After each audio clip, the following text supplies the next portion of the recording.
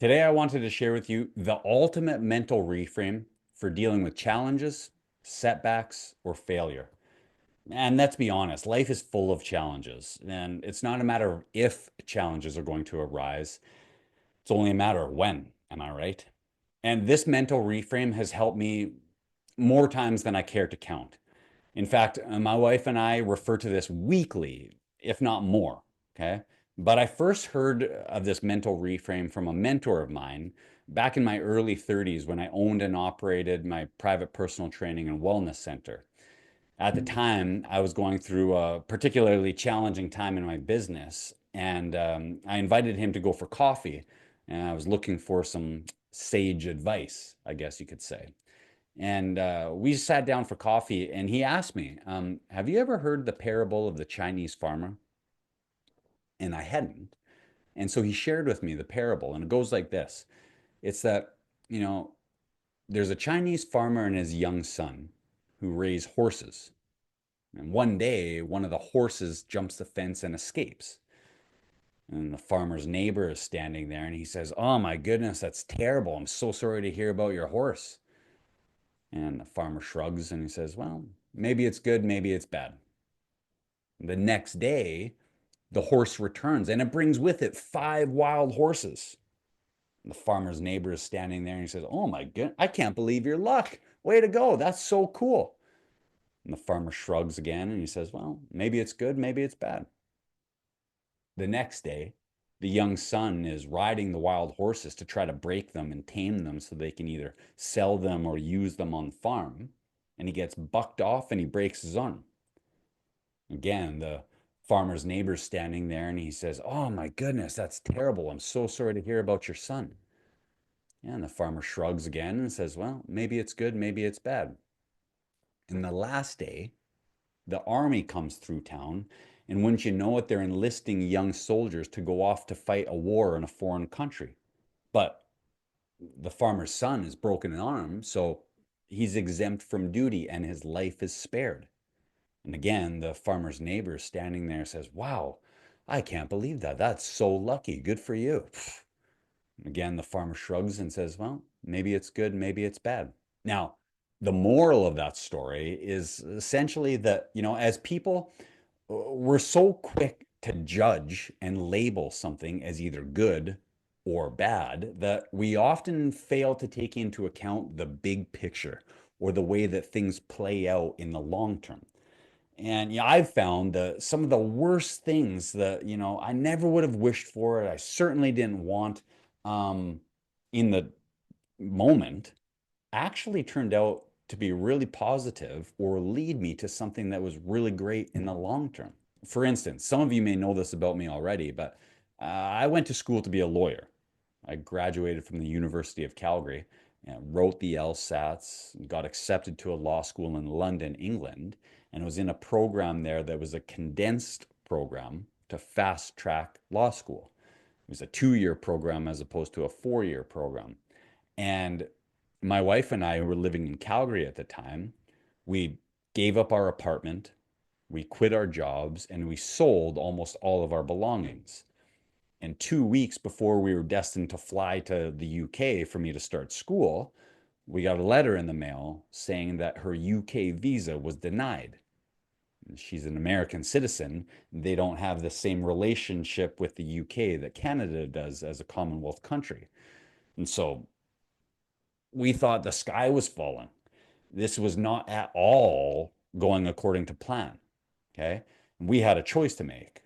I could either go to London, England by myself and live there for the next 2 years on separate continents from my new wife, or we figured out plan B.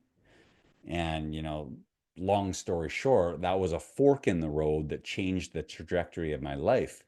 And that put me in the path of, meeting a mentor of mine who encouraged me to open my own business, which led to me becoming a personal trainer and owning the training and wellness center that I owned, and then later becoming a life coach and doing what I'm doing today. Looking back now, I'm so grateful that things happened the way that they did because I just simply can't imagine sitting at a desk all day poring over a mountain of paperwork and going through briefs line over line over line. I think, man, that would be terrible. Now I get the opportunity to work with some incredibly inspiring and motivating people, and absolutely love what I do. And it reminds me of something that Steve Jobs said when he said that you can only connect the dots looking backwards. My wife and I have referred to this phrase or this mental reframe, like I said, on a weekly basis.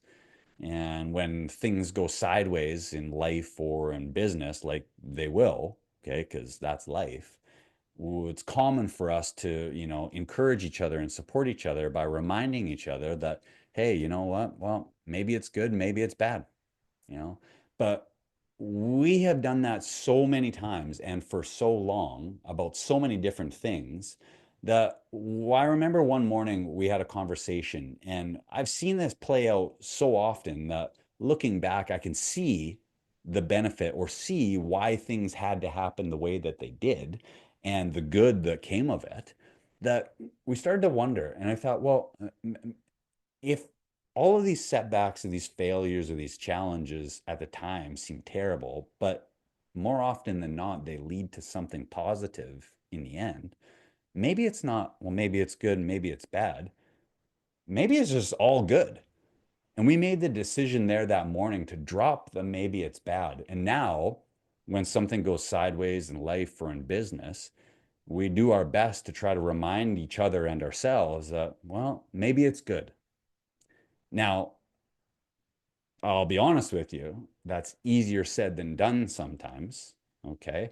But it certainly helps to have people in your life or people in your corner who can remind you of that and encourage you to see things as either a blessing or a blessing in disguise.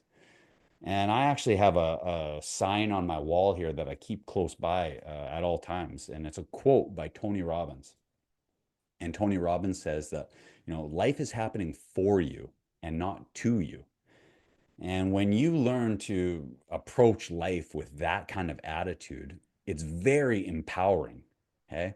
And you start to take control of the situation. And it's way more uplifting, it's way more positive, and way more empowering.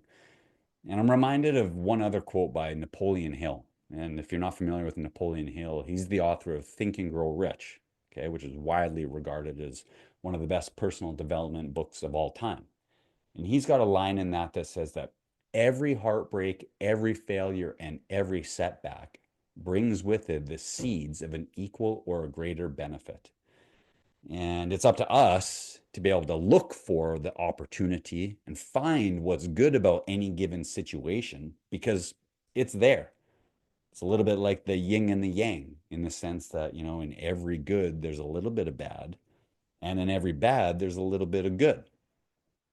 And so I wanted to share that mental reframe with you because it's been one of the most powerful mindset tools that I keep in my back pocket and pull out and play on a regular basis. And I wanted to equip you with that as well. So I hope that that brings you as much comfort and clarity as it has me. Enjoy.